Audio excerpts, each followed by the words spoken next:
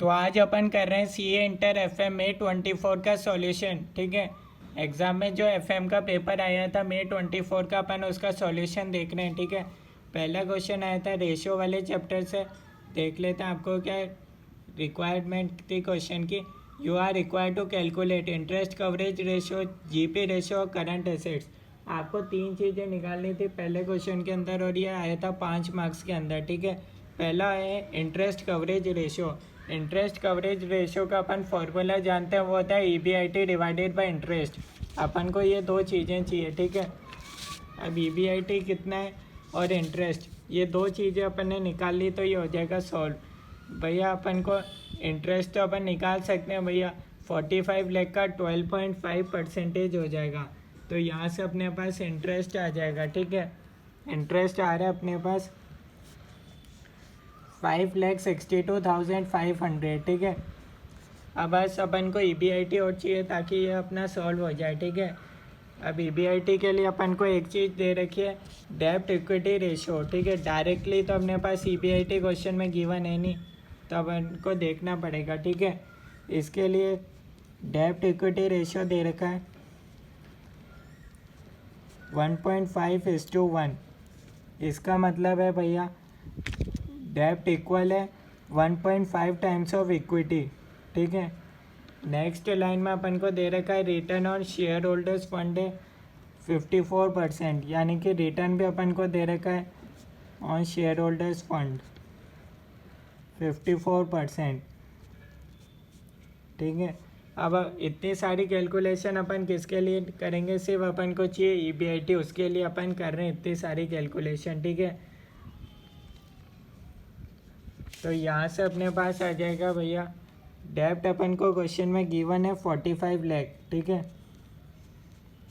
और अपन जानते हैं ये 1.5 टाइम्स ऑफ इक्विटी है। ठीक है, इस इक्वेशन को अपन सॉल्व करेंगे तो यहाँ से अपने पास इक्विटी आ जाएगा 45 लाख डिवाइडेड बाय 1.5, तो यहाँ से अपने पास इक्विटी आ रहा है 30 लाख। ठीक है, ये अपन ने निकाल लिया। अब अपन को पता है return on share holders fund है 54%, यानी कि 30 लाख का हो जाएगा 54%। ठीक है, 30 लाख इंटू 54%, ये अपने पास आ जाएगा। रिटर्न मतलब क्या होता है, अर्निंग आफ्टर टैक्स। तो ये अपने पास आ रहे हैं अर्निंग आफ्टर टैक्स आ रहे हैं 16,20,000। ठीक है, पर अपन को तो भैया बिफोर टैक्स चाहिए, तो इसके लिए अपन जानते हैं भैया अर्निंग बिफोर टैक्स होता है माइनस टैक्स करते हैं, तब अपने पास आता है अर्निंग आफ्टर टैक्स, जो कि अपने पास है अर्निंग आफ्टर टैक्स है 16,20,000। टैक्स रेट क्वेश्चन में गिवन है 25%। तो अपन क्या करेंगे 16,20,000 का कर देंगे 75%, वो होगा अर्निंग बिफोर टैक्स। ठीक है, अर्निंग बिफोर टैक्स यहाँ अपने पास आ जाएगा 21,60,000। आपको इसको क्रॉस वेरीफाई करना है, तो आप इसको अज्यूम करो अपने पास अर्निंग बिफोर टैक्स है 21,60,000, इसका 25% टैक्स रेट निकाल लो, वो आ रहा है अपने पास 5,40,000। अब इसको आप माइनस करोगे तो अर्निंग आफ्टर टैक्स यही बचेगा आपके पास। तो इस तरीके से आप देख सकते हो यहाँ अपने पास आ गया अर्निंग बिफोर टैक्स। अपन को क्या चाहिए, earning before interest and tax. अपन जानते हैं भैया EBIT माइनस इंटरेस्ट होता है अर्निंग बिफोर टैक्स। ठीक है, अपन को इंटरेस्ट और चाहिए, इंटरेस्ट तो अपने पास था ना 5,62,500, ये रहा 5,62,500। ठीक है, 21,60,000 में से ये अमाउंट को अपन को प्लस करना पड़ेगा, तब अपने पास आएगा बिफोर इंटरेस्ट एंड टैक्स, ये आ रहा है 27,22,500। ठीक है, अगेन इसको इसमें 27,22,500 माइनस 5,62,500 करोगे तो यही अपने पास बचेगा। तो इस तरीके से आप देख सकते हो यहाँ अपने पास आगे EBIT जो अपन को चाहिए था, तो मैं इसको इधर लिख देता हूँ। ठीक है, इसको आप सॉल्व करोगे तो आपके पास आ रहा है 4.84 टाइम्स। ठीक है, यहाँ तक आपको कोई डाउट है तो आप बता सकते हो, ये पहला पार्ट। ठीक है, बहुत आसान है, बस ध्यान से आपको सॉल्व करना पड़ेगा, सारे क्वेश्चन को डेटा को देखकर सॉल्व करना पड़ेगा। ठीक है, नेक्स्ट पार्ट में बोला है GP रेशो निकालो। यहाँ तक तो आपको समझ आ गया होगा भैया। अब अपन को चाहिए GP रेशो। जीपी रेशो का अपन फॉर्मूला जानते हैं, gross profit divided by sales into 100 होता है, ठीक है। Gross profit divided by sales into 100, ये अपने पास आता है जीपी रेशो, ठीक है।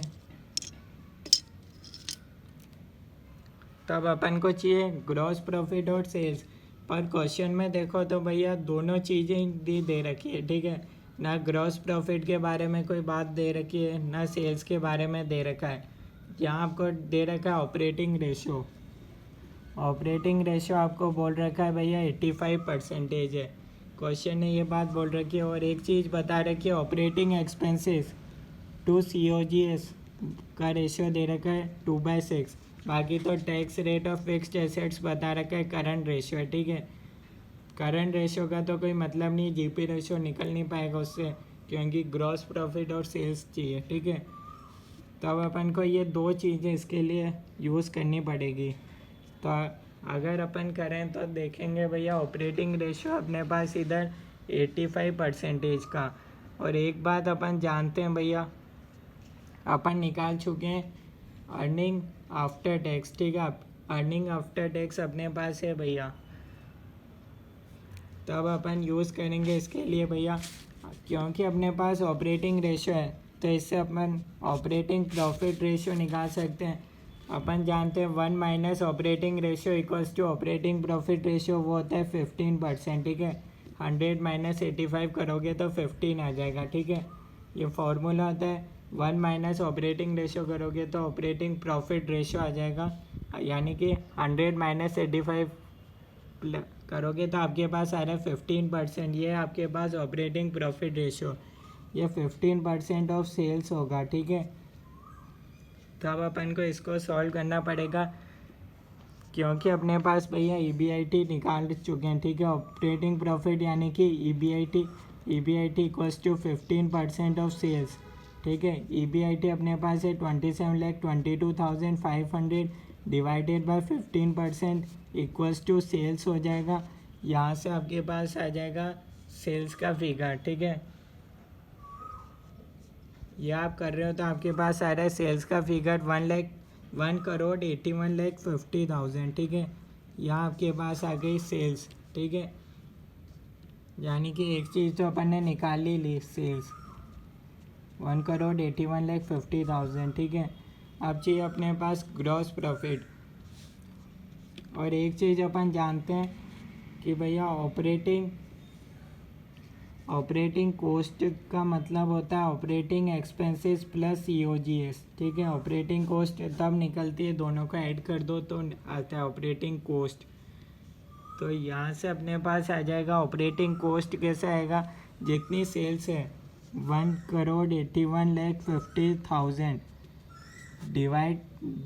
डिवाइड कर देंगे इसको। अपने पास है ऑपरेटिंग कॉस्ट है 85%, इसको 85% से डिवाइड कर दोगे तो ये आपके पास आ जाएगा ऑपरेटिंग कॉस्ट, वो अपने पास आ रहा है 1,54,27,500, ठीक है। अब ये अपन को रेशियो दे ही रखा था, operating expenses equals to 2 times of COGS divided by 6, ठीक है। अगर आप इसको एक ही टर्म्स में लिखना चाहो तो हो जाएगा, ये या तो COGS की टर्म्स में निकाल लो या फिर ऑपरेटिंग एक्सपेंसेस की टर्म्स में निकाल लो। तो ये आपके पास, अगर आप COGS की टर्म्स में निकालना चाह रहे हो तो ये हो रहा है 6 times of operating expenses divided by 2, यानी कि COGS इक्वल है 3 टाइम्स ऑफ ऑपरेटिंग एक्सपेंसेस के बराबर, ठीक है। कोई सी भी, या तो आप ऑपरेटिंग एक्सपेंसेस इक्वल्स टू निकालो या COGS इक्वल्स टू निकालो। मैंने COGS equals to 3 times of operating expenses निकाल लिया, तो ये ऑपरेटिंग एक्सपेंसेस हो गया, COGS है 3 times of operating expenses, 4 times of operating expenses equals to 1,54,27,500। यहाँ आ जाएगा आपके पास ऑपरेटिंग एक्सपेंसेस, वो आ रहा है 38,56,875, ये ऑपरेटिंग एक्सपेंसेस। अब COGS आप निकाल सकते हो, COGS कितना है 3 टाइम्स ऑफ ऑपरेटिंग एक्सपेंसेस, इसको 3 से मल्टीप्लाई कर दो तो आ रहा है 1,15,70,625, ठीक है। यहाँ आपके पास आ गया COGS। अपन जानते हैं भैया सेल्स निकाल चुके हैं, सेल्स माइनस COGS करोगे तो आपके पास आ जाएगा ग्रॉस प्रॉफिट। इसमें से इसको माइनस कर दो तो आपके पास आएगा sales minus COGS gross profit. तो यहाँ अपन को चाहिए था ग्रॉस प्रॉफिट। ग्रॉस प्रॉफिट अपने पास आ रहा है 65,79,375 इंटू, इसको आप सॉल्व कर रहे हो तो आपके पास आ रहा है 36.25%। यहाँ तक देख लो, कोई डाउट है, कोई चीज़ समझ में नहीं आई हो? ये फर्स्ट पार्ट था, ये सेकंड पार्ट है, ठीक है।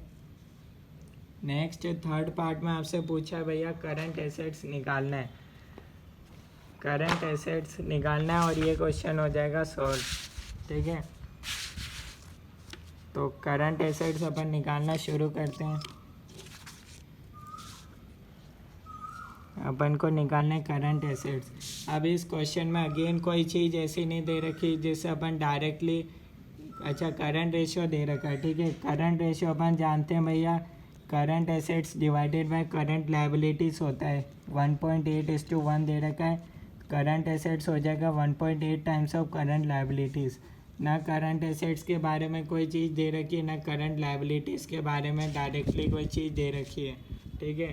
तो अपन एक चीज़ जानते हैं भैया, total liabilities equals to total assets होता है। टोटल एसेट्स बनता है fixed assets plus current assets से।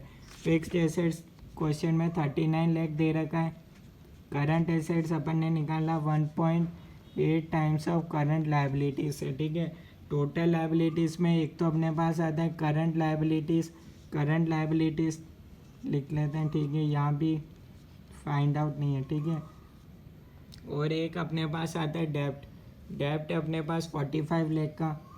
ये बैलेंस शीट तो आपको पता होगी भैया, यहाँ लिख लो डेप्ट और यहाँ लिख लो उसका अमाउंट 45 लाख, ठीक है। और एक चीज़ है डेप्ट टू इक्विटी, यानी कि इक्विटी भी टोटल लायबिलिटीज़ में ही आती है, ठीक है। इक्विटी अपन निकाल चुके हैं भैया 30 लाख है, ठीक है। तो ये आप सॉल्व करोगे तो आपके पास आएगा 75 lakh, 45 lakh plus 30 lakh, 75 lakh minus 39 lakh equals to 1.8 times of current liabilities minus current liabilities equals to 0.8 times of current liabilities. यहाँ से आपके पास आ जाएगा current liabilities 36 lakh divided by 0.8। Current liabilities आ रहा है मेरे पास 45 लाख का। करंट एसेट्स में यहाँ से निकालूंगा 1.8 से मल्टीप्लाई कर दूंगा तो ये मेरे पास आ रहा है करंट एसेट्स 81 लाख का, ठीक है। तो ये आ गया करंट एसेट्स। क्वेश्चन थोड़ा सा लेंथी था, थोड़ा सा हो सकता है एग्ज़ाम में टफ भी लगा हो कई बच्चों को, तो ये इस क्वेश्चन का सॉल्यूशन आप देख सकते हैं, ठीक है। पूरा एक बार आप सॉल्यूशन देख लो। कोई भी डाउट हो तो आप कमेंट्स में बता सकते हो, कोई भी चीज़ समझ में नहीं आए तो।